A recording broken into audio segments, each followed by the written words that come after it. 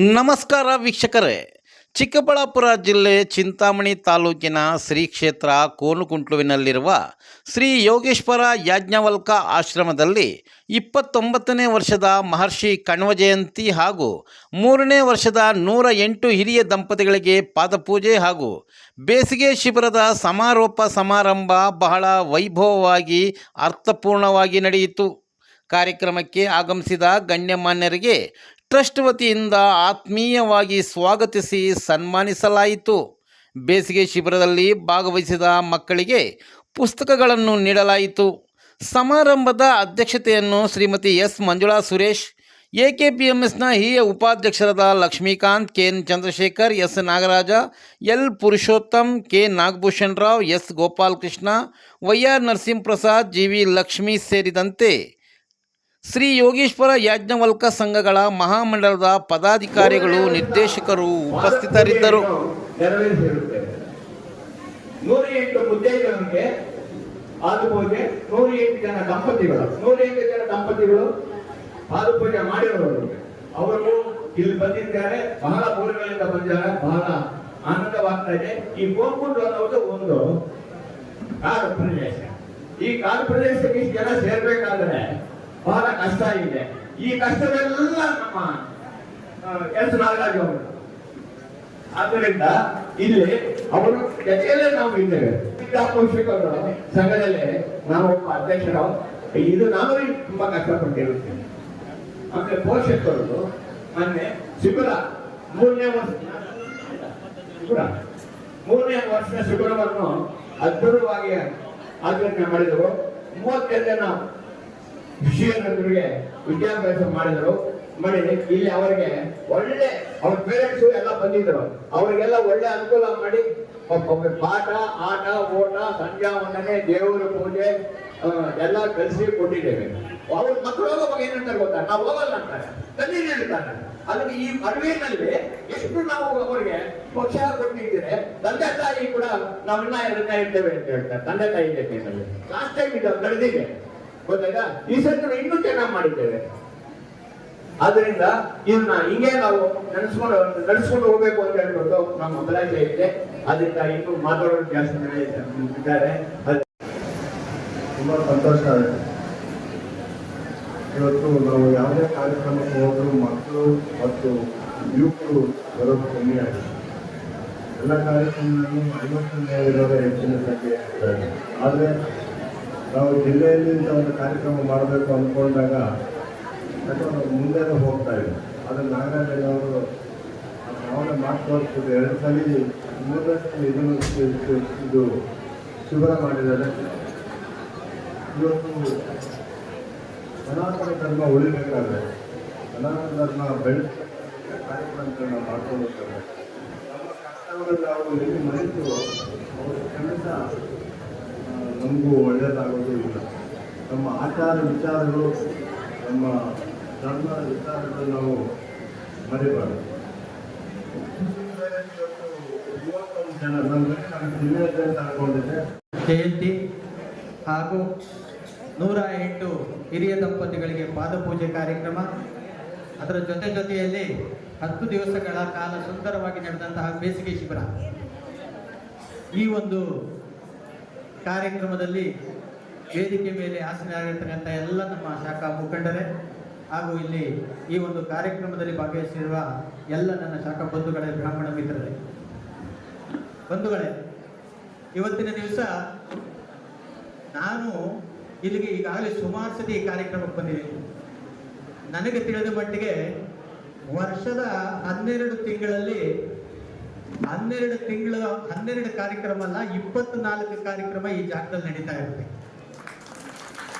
ಇದಕ್ಕೆಲ್ಲ ಇಲ್ಲಿ ಏನೋ ಒಂದು ದೈವ ಒಂದು ಪ್ರತೀತಿ ಇದೆ ಅಂತ ನನ್ನ ಭಾವನೆ.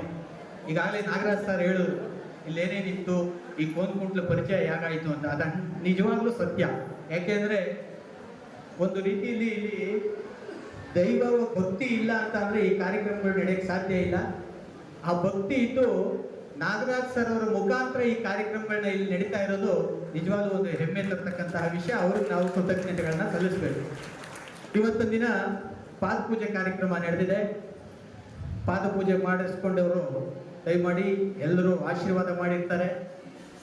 ಏನು ಇವು ಎಲ್ಲ ಕಾರ್ಯಕ್ರಮ ನಡೆದಿದೆ, ಪಾದಪೂಜೆ ಕಾರ್ಯಕ್ರಮ ಇರ್ಬೋದು, ವಿದ್ಯಾರ್ಥಿಗಳಿಗೆ ವೇದ ಶಿಬಿರ ಇರಬಹುದು, ಕಾಂಡವ ಮಹರ್ಷಿಗಳ ಜಯಂತಿ ಇರ್ಬೋದು, ಇದರೆಲ್ಲ ಫಲ ಈ ಒಂದು ಕ್ಷೇತ್ರದ ಈ ಕಾರ್ಯಕ್ರಮದ ರೂವಾರಿಗಳಿಗೆ ಲಭಿಸಿ ದಯಮಾಡಿ ಈ ವೇದ ಶಿಬಿರ ನಡೀತಲ್ಲ ವಿದ್ಯಾರ್ಥಿಗಳಿಗೆ 10 ದಿನ ಸಂಧ್ಯಾ ವಂದನೆ ಇರ್ಬೋದು, ಅಗ್ನಿ ಕಾರ್ಯ ಇರ್ಬೋದು, ಮತ್ತು ವೇದಘೋಷಗಳಿರ್ಬೋದು, ಇವೆಲ್ಲ ಪುರೋಹಿತರು ಹೇಳ್ಕೊಟ್ಟಿರ್ತಾರೆ. ಅರ್ಚಕರು ತಾವುಗಳು ಅಷ್ಟಕ್ಕೆ ಸೀಮಿತಗೊಳಿಸಬೇಡಿ.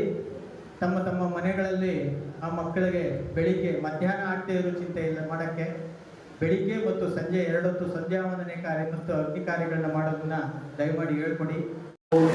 8-9 ದಿವಸದಿಂದ ಮಕ್ಕಳಿಗೆ ಬೇಸಿಗೆ ಶಿಬಿರ, ವೇದ ಶಿಬಿರವನ್ನು ಮಾಡಿದ್ವಿ. ಬಹಳ ಬೇರೆ ಬೇರೆ ಕ್ಷೇತ್ರಗಳಿಂದ ಮಕ್ಕಳು ಬಂದು ಈ ಒಂದು ಅಲ್ಪ ಸಮಯದಲ್ಲಿ ಒಂದು ಸಂಧ್ಯಾ ವಂದನೆ, ಅಗ್ನಿ ಕಾರ್ಯ, ಇನ್ನು ಪೂಜೆ ಮಾಡುವಂಥ ಒಂದು ಕ್ರಮ ಇಷ್ಟನ್ನ ಅವರು ತಿಳ್ಕೊಂಡಿದ್ದಾರೆ ಅಂತ ನಂಬ್ತೀನಿ. ಇದಕ್ಕೆ ಕಾರಣ ಏನು ಅಂತಂದ್ರೆ, ನಮ್ಮ ಹಿಂದೂ ಧರ್ಮ, ಈ ನಮ್ಮ ಶಂಕರಾಚಾರ್ಯರು ಹುಟ್ಟಿದ ಕಾರಣ ನಿಮಗೆ ಗೊತ್ತಿದೆ.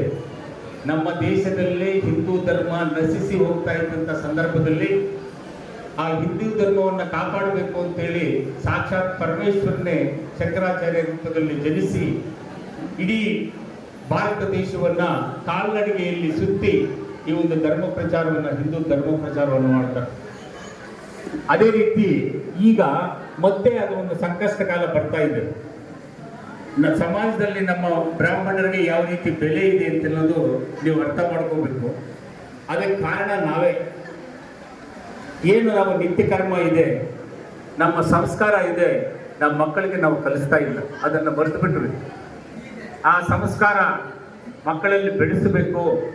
ನಮ್ಮ ಹಿಂದೂ ಧರ್ಮವನ್ನ, ನಮ್ಮ ಹೈಂದವ ಧರ್ಮವನ್ನ, ನಮ್ಮ ಸನಾತನ ಧರ್ಮವನ್ನ, ಈ ಒಂದು ಸತ್ಕಾರ್ಯಗಳನ್ನ ನಾವು ಮಾಡ್ತಾ ಬಂದಿದ್ದೀವಿ. ಅದೇ ರೀತಿ ಎಲ್ಲ ಇಲ್ಲಿ ಹಿರಿಯರಿದ್ದೀವಿ, ಅವರ ಪುತ್ರರು ಅಥವಾ ಮಗಳು, ಅಳಿಯಂದ್ರು ಎಲ್ಲ ಬಂದಿದ್ದೀವಿ.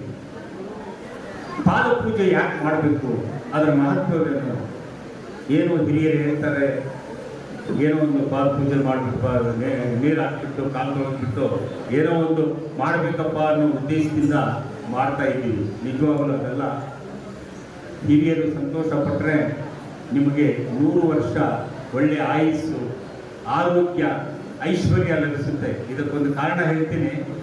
ಕೈಲಾಸ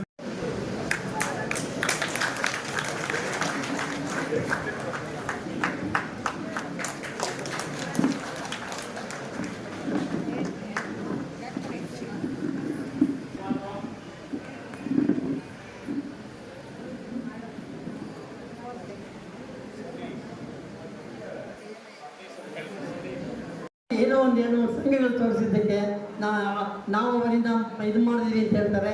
ಅವರ ದೊಡ್ಡ ಮನಸ್ಸು ನಿಜವಾಗ್ಲೂ ಅವ್ರಿಗಿರೋ ಒಂದು ಏನಪ್ಪ ಅಂದರೆ ಶಕ್ತಿ, ನಿಜವಾಗ್ಲೂ ನಾವು ಶಕ್ತಿ ಅಂತೀವಿ. ಅದು ಯಾರಿಂದ ಅಂದರೆ ನಮ್ಮ ಫೋನ್ ಗ್ರೂಪ್ಲಿಂದ ನನಗೆ ವಾಟ್ಸಪ್ಗಳಲ್ಲಿ ನಾವು ಕಳಿಸಿದಾಗ ಯಾರ್ಯಾರೋ ಹೇಳ್ತಾರೆ, ಸರ್ ಯಾಜ್ಞಾಶ್ರಮ ಅಂತ ಹೇಳ್ತೀರಾ, ಫೋನ್ ಗ್ರೂಪ್ಲಿ ಯಾರ ಆಶ್ರಮದ ಗುರುಗಳಿದ್ದಾರೆ ಸರ್, ಅವರು ನಮ್ಮ ಯಾರು ಪೇಜಾವರ ಸ್ವಾಮಿಗಳು, ಶಂಕರಮಠ ಸ್ವಾಮಿಗಳು ಆ ಥರ ಆಶ್ರಮ ಅಂತ ಕೇಳ್ತಾರೆ. ಆದರೂ ಇಲ್ಲಿರೋ ಒಂದು ಮುಂಚೆ ಹೇಳಿದಾಗೆ ನಮ್ಮ ಶಿಕ್ಷಕರಾಗಿ ಕೆಲಸ ನಿರ್ವಹಿಸುತ್ತಿರುತ್ತಾರೆ.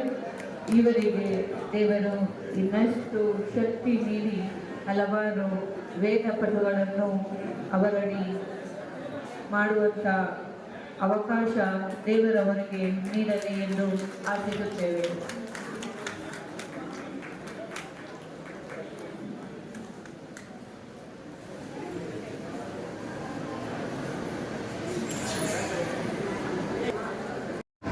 ಒಟ್ಟಿನಲ್ಲಿ ಹೇಳೋದಾದರೆ, ಈ ಒಂದು ಐತಿಹಾಸಿಕ ಕ್ಷೇತ್ರದಲ್ಲಿ ನಮ್ಮ ಯಾಜ್ಞವಲ್ಕ್ಯ ಗುರುಗಳ ಜಯಂತಿಯಾಗುವ ಅನೇಕ ಕಾರ್ಯಕ್ರಮಗಳನ್ನ ನಿರಂತರವಾಗಿ ಮಾಡಿಕೊಂಡು, ಬಹುಶಃ ನಾನು ಅಖಿಲ ಕರ್ನಾಟಕ ಬ್ರಾಹ್ಮಣ ಮಹಾಸಭಾದ ಹಿರಿಯ ಉಪಾಧ್ಯಕ್ಷನಾಗಿ ರಾಜ್ಯದಲ್ಲಿ ಅನೇಕ ಬಾರಿ ಪ್ರವಾಸಗಳನ್ನು ಮಾಡ್ಕೊಂಡು ಬರ್ತಾ ಇದ್ದೀನಿ.